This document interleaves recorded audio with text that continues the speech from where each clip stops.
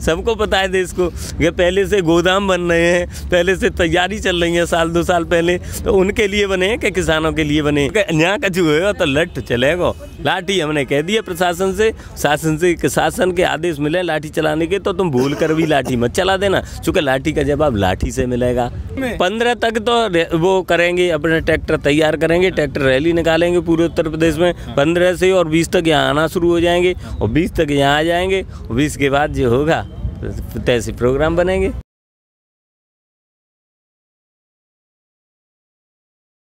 1 तारीख से आए हैं, अब तक यही है और आंदोलन जारी है। और आंदोलन जब तक चलेगा जब तक इन कानूनों को वापस नहीं लेगी सरकार।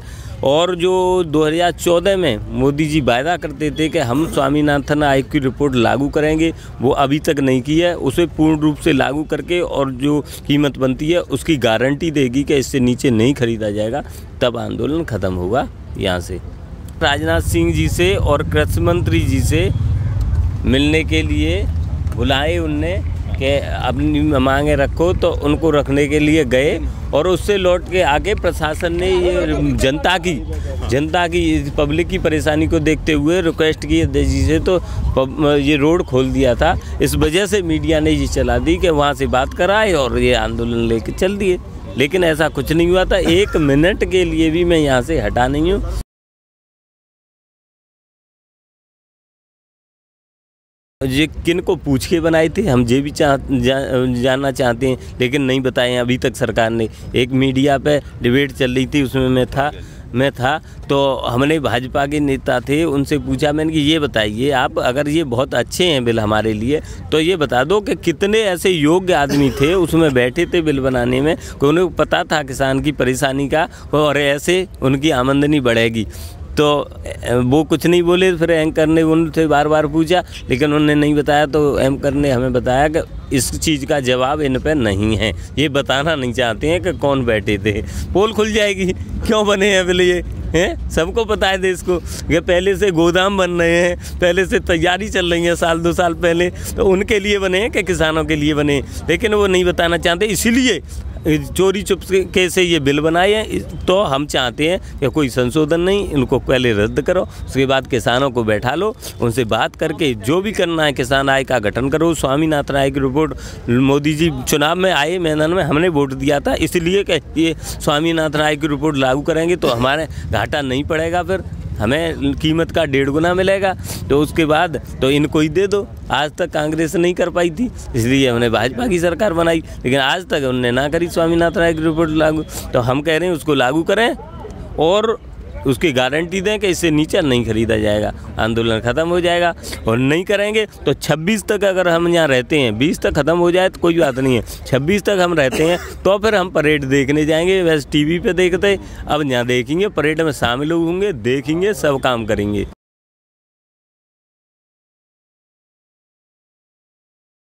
बात तो एक ही है, हमारी मान ले तो वही बात है, उनकी मान ले तो वही बात है। पूरे किसानों की, देश के किसानों की मांग एक ही है, मैंने बताई है। तीनों कानूनों को रद्द करें, स्वामीनाथन आयोग की रिपोर्ट लागू करें, उसके बाद उसके जो MSP रेट जो बनता है, कीमत बनती है अनाज की, उससे नीचे खरीदा न जाए, ये कानून बनाए। यही मांग है, सबकी मांग यही है। नहीं, मान लीजिए कुछ ऐसे मुद्दे हों जिससे आपके मुद्दे को मान ले सरकार और सिंघू वालों का न माने, तो आप लोग क्या करें? वो एक ही मुद्दा है सबका, अलग अलग एक हतु ही ना है, एक ही मुद्दा है सबका कि इनको खत्म कर दो। अब वो खत्म कर देते हैं। मान लीजिए कि अगर सिंघू वाले कह दें कि नहीं अब आंदोलन खत्म हो गया, तो आप लोग जाएंगे? ना, इन तीनों को मांगे, उससे पहले नहीं। मान लीजिए कुछ ना हो और तो नहीं जाएंगे, क्यों कह जाएंगे? वो चले जाए, हम नहीं जाएंगे। देश का किसान नहीं जाएगा, नेता जा सकते हैं कुछ, लेकिन देश का किसान नहीं जाएगा। देश का किसान इन तीनों कामों को करवा के जाएगा, चाहे मारा जाए या कोई, चाहे कुछ भी हो। अब 70 तो मौतें हो चुकी हैं, 70-72 आपने सुना होगा इस आंदोलन में। एक बाबा संत राम सिंह ने तो आत्महत्या की थी। 70 है सकते और मत जाएंगे, ज़्यादा ज़्यादा तो कुछ होना है, सरकार और मात दी 70, 80, 100 जो कुछ कर रही सुकत रहेगी, लेकिन इससे पहले अब जाने वाले नहीं हैं। एक चीज़ ये बताइए कि यहाँ पे कमजोर क्यों है? कमजोर एक तो ये है कि गाजीपुर से भी कमजोर है ना, गाजीपुर और सब जगह से कमजोर है। तो यहाँ जो काम चल रहा है पर्याप्त है, मामला चल रहा है। ज़रूरत पड़ेगी तो आध घंटे में मोदी जी डिजिटल इंडिया बताते हैं। डिजिटल इंडिया से आंदोलन चल रहा है बना, तो यहाँ से क्योंकि यहाँ का जो है तो लठ चलेगा। लाठी हमने कह दिया प्रशासन से, शासन के आदेश मिले लाठी चलाने के, तो तुम भूल कर भी लाठी मत चला देना, क्योंकि लाठी का जवाब लाठी से मिलेगा। यहाँ से और कहीं से नहीं कह रहा हूँ मैं, यहाँ से लाठी का जवाब लाठी से मिलेगा। और गोली चलाने के सरकार आदेश कर दे तो आपको बच्चों की और ईश्वर की सौगंध है। नेतृत्व मैं कर रहा हूँ तो पहली गोली मेरे लगनी चाहिए, प्रदेश अध्यक्ष की लगनी चाहिए, उसके बाद किसी को मारो, लाठी मन चला देना। चूँकि यहाँ लाठी का बदला लाठी से यहाँ मिलेगा। और पूरे उत्तर प्रदेश में मोबाइल पर देख के संगठन जुड़ा हुआ है हर समय। आध घंटे के अंदर विधानसभा का लखनऊ में घेराव हो जाएगा, मुख्यमंत्री जी का हो जाएगा, और पूरे उत्तर प्रदेश में सड़कों पर किसान उतर आएगा, लाठी डंडे लेके निकलता है अपना संगठन। मेरे नेतृत्व में जो काम कर रहे हैं वो लोग 26 की क्या तैयारियां हैं? हाँ। यूपी में सरकार आपको कहां कहां रोक रही है? किस तरीके से आप लोग रैली निकाल रहे हैं सैकड़ों की संख्या में? हाँ। वो क्या है? अभी मैंने दिखाई थी ट्रैक्टरों की रैली निकल रही है। हमारा कार्यालय है, प्रदेश कार्यालय इमलिया पे, वो एटा और फिरोजाबाद का बॉर्डर है, बिल्कुल वहाँ है। तो वहाँ एटा फिरोजाबाद के लोग ट्रैक्टरों की निकाल के पूरे एटा और में फिरोजाबाद में घूम रहे हैं। और हमने कह दिया कि जो ट्रैक्टर जैसे जुताई पुताई का काम करके खेतों में से फसल खड़ी हैं, बंद घरों में ट्रैक्टर खड़े हैं, हो सकता है 26 तारीख को वो चलें लेके और ट्रैक्टर जाम हो या चालू न हो। तो मैंने कह दिया है पूरे उत्तर प्रदेश में रिहर्सल कर लो, तैयारी कर लो, ट्रैक्टरों खराबी है तो सही करवा लो, बम्पर नहीं है बम्पर लगा लो, हो सकता है रोके जाएं।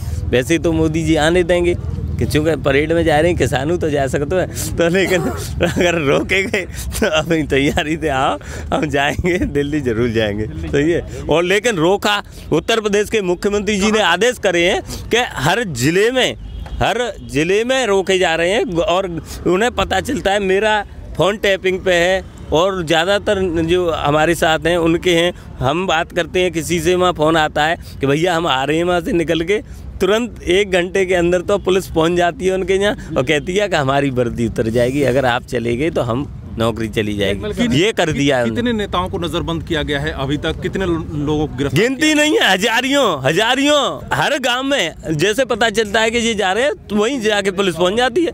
एक आदमी के पीछे 4 गाड़ी लगी हुई है।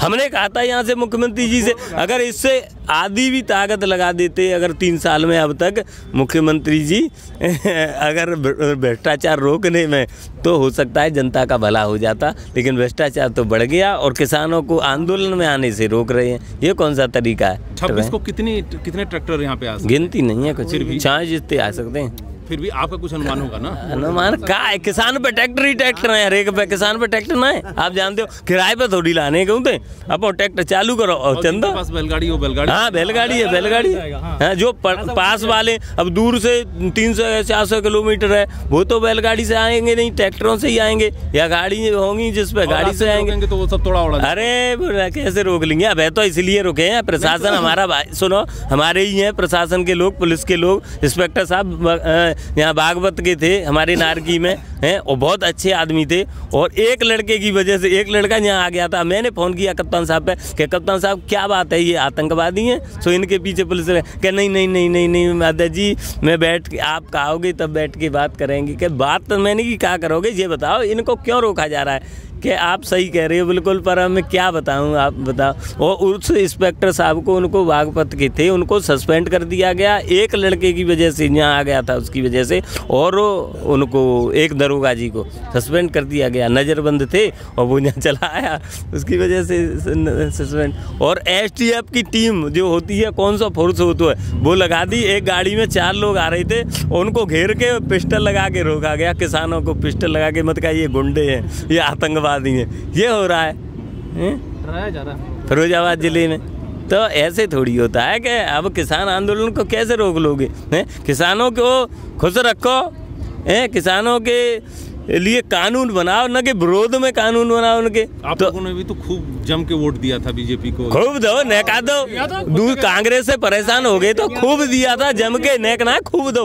हम कह रहे हैं 2014 में दिया था हमने, 2017 में उत्तर प्रदेश में दिया था और 19 में भी दिया था। और क्या करें, और फिर बता रहे हैं कि ये कांग्रेसी हैं, तब भी कांग्रेसी बता रहे हैं या और कोई बता रहे हैं। बता, ये कोई तरीका थोड़ी है। अगर हम सुनो 2011 में आए थे किसान बचाओ यमुना बचाओ लेके, यात्रा लेके दिल्ली, कांग्रेस की सरकार थी। 13 में आई, कांग्रेस की सरकार थी। हम जानना चाहते हैं इस सरकार से कि तब क्या तुम करवाते थे आंदोलन? तब कौन करवाता था? भाजपा करवाती थी जब कांग्रेस में होता था। अब भाजपा सरकार में हो रहे हैं तब कांग्रेस करा रही है, और तब हो रहे थे तब कौन कराता था?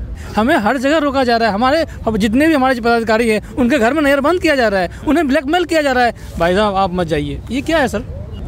यहाँ हम शांतिपूर्ण बैठे हुए हैं, हम शांति बातें करने आए हैं, लड़ने नहीं आए हैं। बार बार कह रहे हैं मोदी जी जिस तरह आपने बैक गेट से ये बिल लाए थे उसी बैक गेट से ये बिल ले जाइए। ये हमारे हित में नहीं है, ये जिनके हित में है वो सब पूरी दुनिया जानती है।